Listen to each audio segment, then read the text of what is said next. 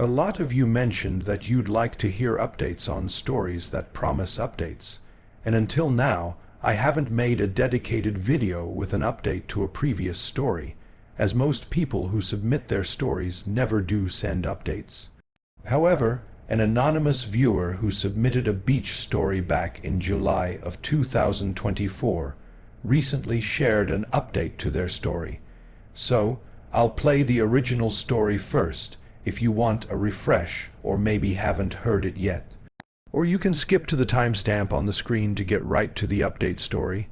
Beaches have always terrified me. Well, not always. My fear is a direct result of what I'm about to tell you. As a kid, I used to love the shore. I remember spending many summers in eager anticipation of the weekend when my family and I would hang out at our beach house, or if I was lucky, they'd let me spend it at my friend Charles' beach house, which was even more fun. I was 16, and this was one of those special summer weekends. Me, Charles, and our third friend Riley were going to spend a few unsupervised days at Charles' beach house in LBI. Riley was a year older than Charles and I, and had recently gotten his license, so we'd be driving down in his car. The drive down was fantastic. Riley was a pretty uncoordinated driver at the time, so most of the ride was spent laughing at him swerving and cursing the road. It was great. We got down to LBI in good time, and immediately moved all of our stuff from the car to the rooms we'd be staying in. The layout of the house is important to the story, so I'll briefly mention it. There's a front door, a garage door which connects the back to the front yard, a back sliding door, and a back upstairs deck that connects the upstairs bedrooms. There's also a spiral staircase that allows you to go directly from the back deck to the ground, so you can enter and exit the house from upstairs. The house sits along a lagoon, meaning the back end of the house faces a narrow channel of water with houses on the opposite side. We were at that ripe age where chasing girls was a priority, and a nice beach house all to ourselves was the perfect occasion. We spent a few hours figuring out which girls were down the shore at the time and talked to them on Snapchat. Finally, we found a group of 3 cute girls that said they'd be down to come kick back at Charles' house. I had more than enough weed to last us the weekend, and we had snagged a few bottles of our parents' alcohol before leaving. It was perfect. Things were going very well. The 3 girls, Rosie, Alexa, and Sophie, were fun and flirty, and the 3 of us could tell where the night would probably end up. At one point, the 6 of us decided to smoke in Charles' backyard pool. It was small, but it was perfect for 6 drunk kids. I remember the sight vividly, the gentle bay breeze blowing through my hair, the steam from the heated water rising slowly with the puffs of smoke from the joints. At our age, this was bliss, but then suddenly, Charles turned the music all the way down and stared over my shoulder into the darkness of the lagoon. Confused, I turned around, peering into the darkness.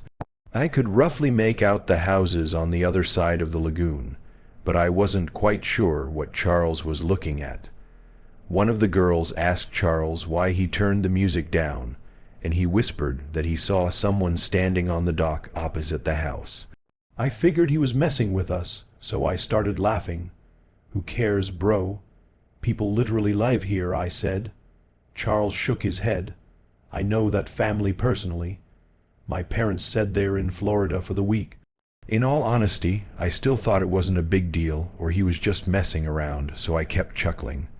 The girls were a little freaked out, though, and said they wanted to go back inside. I wasn't going to argue, so the 6 of us started making our way out of the pool. As we were drying off in the yard, Riley jumped and cursed, looking towards the lagoon. The rest of us turned, and even though the light was dim, I could definitely see what looked like movement coming from the opposite dock. The 6 of us froze in place, trying to get a better glimpse of what we were looking at. Just then, a passing car on the road across from us lit up the scene ever so slightly, and the sight was horrifying. There were 4 tall silhouettes standing at the edge of the dock facing us. It was impossible to tell what they were wearing or what they looked like, but there was no doubt they were facing our direction.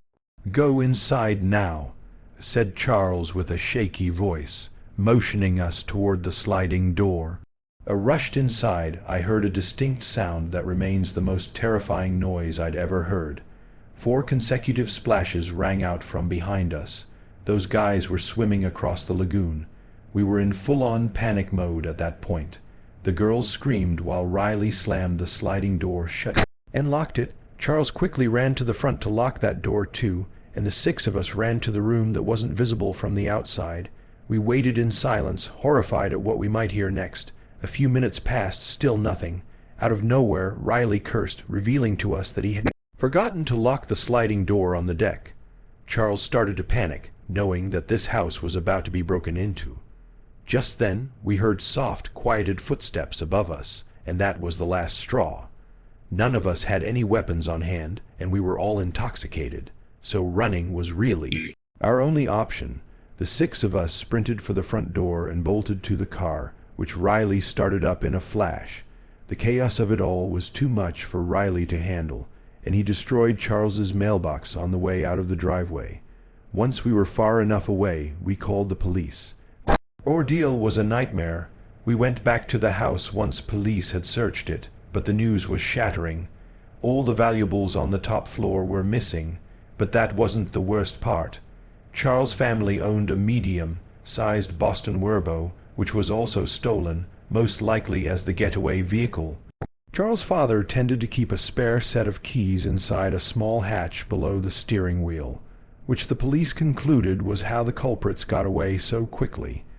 How they knew where the key was hidden is something I still wonder. The police were never able to arrest the perpetrators and likely never will. Charles, Riley, and I think whoever robbed the house might have been someone who knew Charles' family, and they knew where the key was, and the house was supposed to be vacant that weekend as well. It's been a long time since this chilling event took place, but I haven't let one day pass without locking every door and window in my home. Do yourself a favor and lock your doors at night. Okay, so I never thought I'd be revisiting this again, but I actually do have an update that's relevant to the story I sent in a while back. This update isn't exactly my story per se, but I'm going to do my best to tell it, so bear with me. Before I get into it though, here's a quick recap of my original submission. When I was 16, I spent a weekend at my friend Charles' beach house in LBI with our other friend Riley. We were chilling in his pool with some girls we had invited over when we noticed people standing across the lagoon watching us. The next thing we knew, we realized they had jumped into the water and were swimming across. So we quickly rushed inside. Unfortunately, we didn't thoroughly lock up the house and those people broke in. By the time it was all over, the house had been robbed completely, and to top it all off, the Purrs had fled the scene in Charles' family's boat, which they had also stolen. As far as I knew, the authorities were never able to locate the boat or catch the thieves, and that's where things ended. Admittedly, Charles and I fell out of touch after going to separate colleges and moving to different cities, so it's not like I was there to actively receive constant updates about the situation. But I recently caught up with Charles at a high school reunion we both coincidentally attended, which brings me to the following update. I wasn't even planning on going to the reunion, but my girlfriend convinced me it might be fun to see how everyone turned out. So I figured, what the hell? I was flying solo, which is never fun. But the moment I stepped into the venue, I was pleasantly surprised to see that Charles was already there talking to Riley and a few other guys from our friend group. It was a kind of cool but surreal moment all at the same time, seeing people you haven't spoken to in years that looked exactly the same but completely different, you know. I walked over and joined the circle, and it was actually really nice catching up. As the night went on, people started breaking off into smaller groups. Charles pulled Riley and me to the side and asked if we wanted to grab a drink at some random bar after things wrapped up. Riley couldn't for whatever reason. I think he had an early flight the next morning or something, but I was definitely game.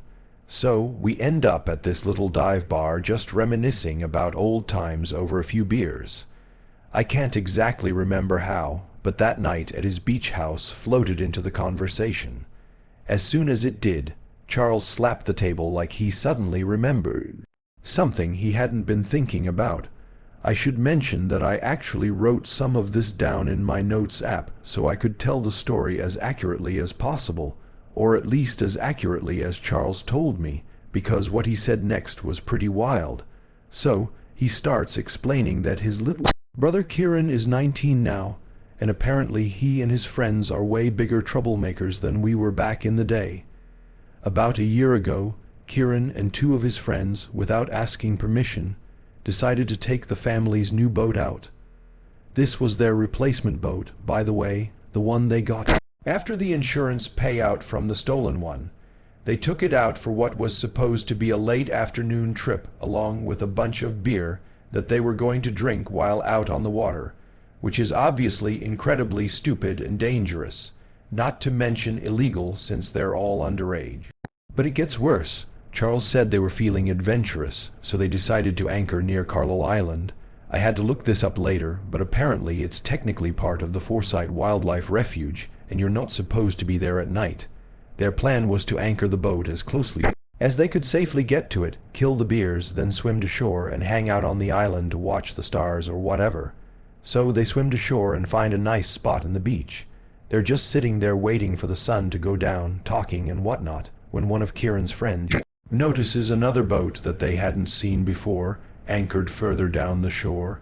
Kieran takes a closer look at this other boat, and from what Charles told me, he became convinced it looked exactly like their family's old Boston were, the one that got stolen.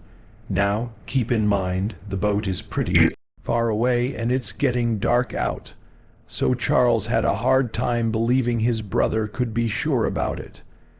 But according to Charles, Kieran wouldn't even entertain the possibility that this was some random boat.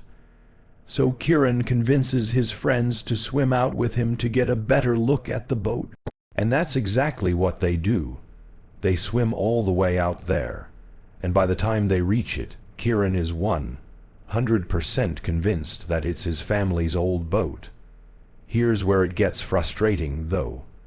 Kieran wanted to take pictures of the boat to show his parents, but they obviously hadn't brought their phones with them when they swam over, and by the time they would have swam back to their boat to get them, it would have been too dark to see anything clearly. One of Kieran's friends suggested calling the police, but Kieran and his other friend were terrified of getting in trouble. They had been drinking. They took the boat out without permission, and they were pretty sure they weren't even supposed to be at that island in the first place. So calling the cops was basically the last thing Kieran wanted to do. Instead, they decided to just swim back to their boat, drive it over to the other boat for some pictures, then figure out what to do once they got home. They swam back to the shore to cut out some of the swim, and as they were walking down the beach, one of Kieran's friends turned around and noticed a man walking towards them. Charles said that Kieran was positive the man picked up speed as soon as they turned around, like he was pursuing them. According to Kieran, this person also appeared to be holding a shovel, which was the scariest part. The boys ran, and the guy started running after them. They ran as fast as they could back to their boat, and Kieran looked back one more time to see that the guy was now running in the opposite direction, presumably back to his boat, which was significantly closer. The boys reached the boat and started leaving, but here's the thing.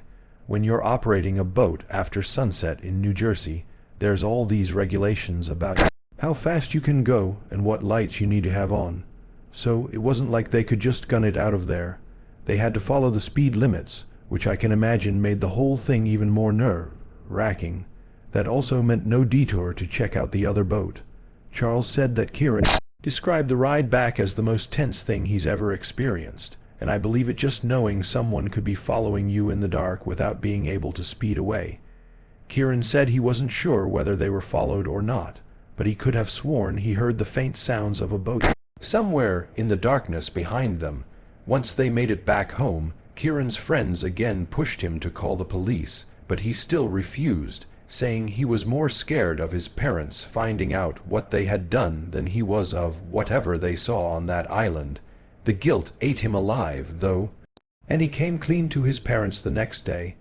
All except the drinking detail, which Charles only found out because Kieran told him later. Charles said his parents were more furious at Kieran than he remembers them ever being at him, which is saying a lot. Charles' dad banned Kieran from using house for the rest of the summer, among many other things. His parents ended up reporting what Kieran saw to the authorities, but Charles said nothing ever came of it. Just like with our original incident, the police were all but useless.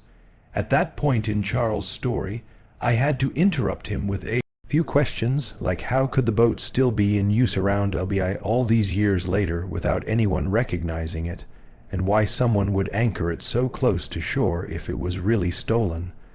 I wonder if the police ever searched the island for whatever that guy with a shovel was doing. Charles admitted he didn't have solid answers to any of those questions. His best guess about the boat was that whoever stole it might have stripped it or repainted it enough to avoid suspicion. It's not like every boat owner in the area has the registration numbers memorized, you know. As for why they anchor so close to shore, maybe they felt comfortable because it was a restricted area where most people wouldn't go. But my biggest questions were about the guy with a shovel. Charles just shrugged when I asked about that, though, saying maybe he was burying something or digging something up. Either way, it spooked Kieran and his friends enough that they ultimately confessed to something Kieran would normally never tell his parents about, and that was pretty much it.